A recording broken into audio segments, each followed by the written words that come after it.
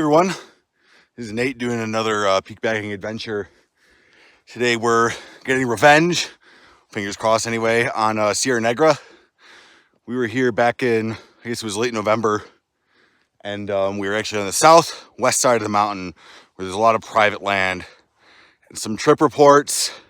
Let's just say that they took some liberties in describing how free to traverse the land was. It was private land where clearly the private landowners cared if you trespassed. And, you know, my mentality is that if there's a legal way to tackle the peak, I'd rather do that before resorting to extra legal means. So that's Sierra Negra behind me. We're coming from the northeast right now. Already things have gone a little weird. First of all, I ripped my jacket, which kind of sucks, but I needed a new one anyway. Kind of took some wrong turns. It was a little bit difficult navigation to get where I got. And then my big concern was this is a dashed road on the map, which means that it's like a four-wheel drive, not very often maintained forest road. It was very weird. There's like a little escarpment back here where I came from, and that area I was more concerned about snowpack than I was about terrain, but it looked very odd. It looked like almost like somebody had dug up ground to keep you from driving on it. I mean, there were like 3-foot high mounds of dirt on the road. It was overgrown, didn't look like anybody had driven on it. There's tire treads on this road, and there are tire treads on the other side of the road, so maybe you can drive, maybe there's a way to drive through it that I didn't see, but they look like ATV tracks, so I don't even know if I would be able to get through on my Jeep anyway.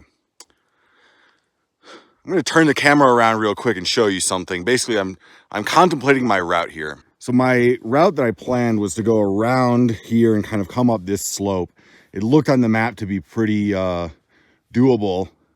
Not any really super steep spots, but I'm looking here, and this ridge right here looks very amenable. It doesn't look too steep. It doesn't look like there's any sketchy spots on it. And if there are, I could probably navigate around them. What I don't want to do is go too far left to this cliff band. And then to the right here, those slopes look pretty steep, probably still doable, but I'd rather not if I can help it. I also like this slope because it kind of faces to the south a little bit, which means that there shouldn't be quite as much snow coverage. I left my snowshoes and my ice axe in the car. We're at pretty low elevation right now. This mountain tops out around 8,000 feet. We're at about 6,500 feet right now. So I think I'm gonna go up this way. I'm gonna pivot a little bit from my original plan, and let's hope it works out.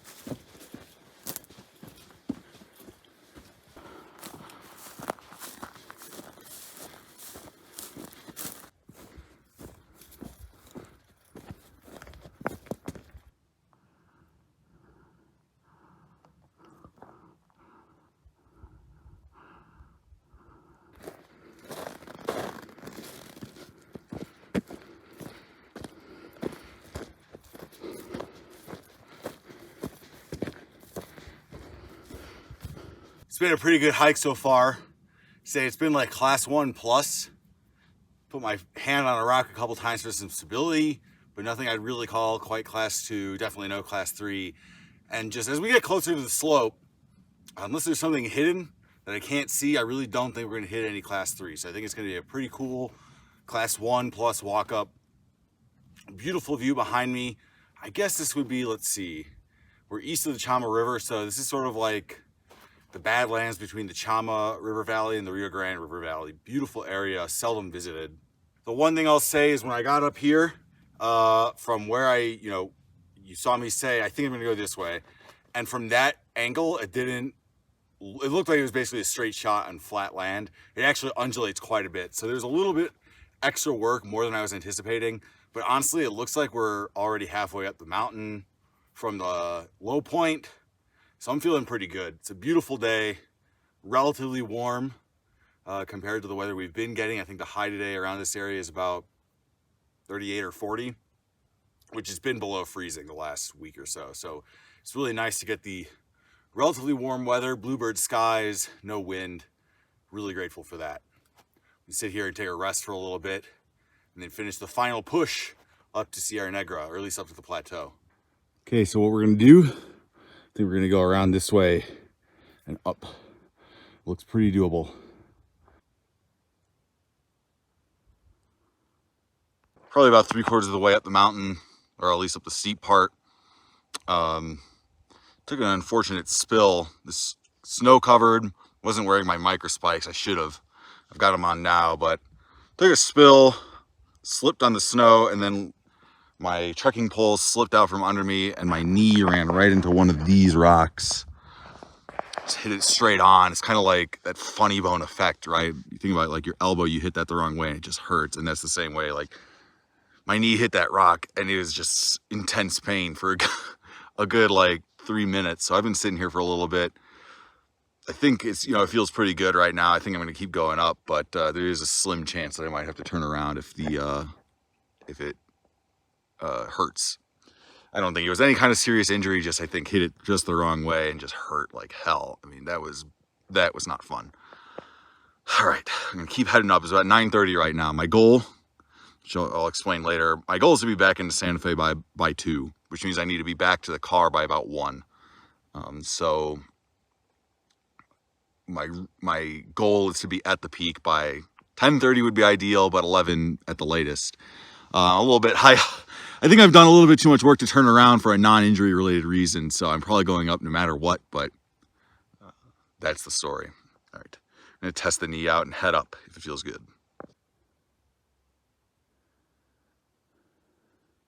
It's only been about 5 minutes or so since my last update, and we have plateaued.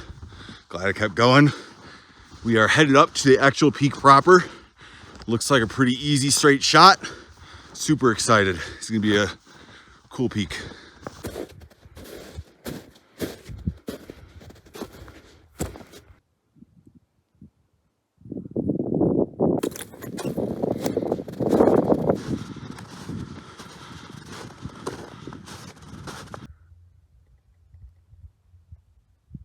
All right, we've made it to the summit of Sierra Negra.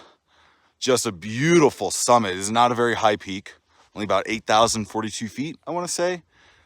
It is a P1K, so 1,000 feet of prominence. And the tree coverage is pretty sparse. And then, there is some juniper up here, but that's pretty easy to find a view of whatever area you wanna look at. So it's just a great view. I really enjoy it. Before I kind of show you the surroundings with labels and stuff, I do have to wish a very happy birthday to my wonderful wife, Lindsay.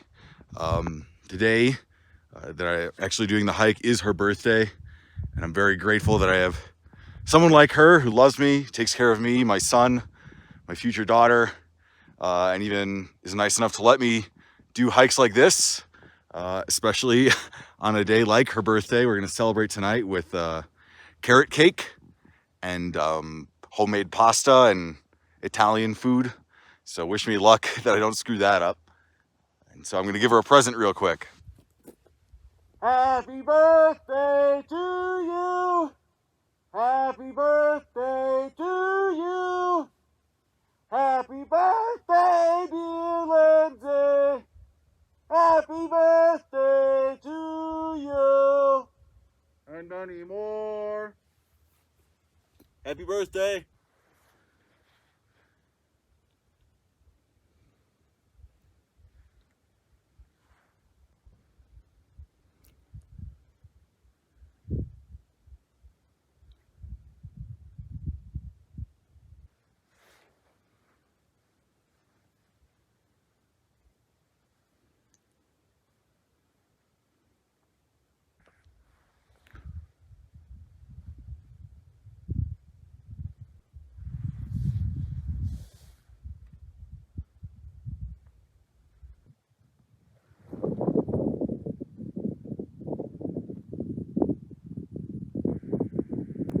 I'm not mistaken, I think down there is where I started my last attempt. I think that's, you can kind of see a building sticking out.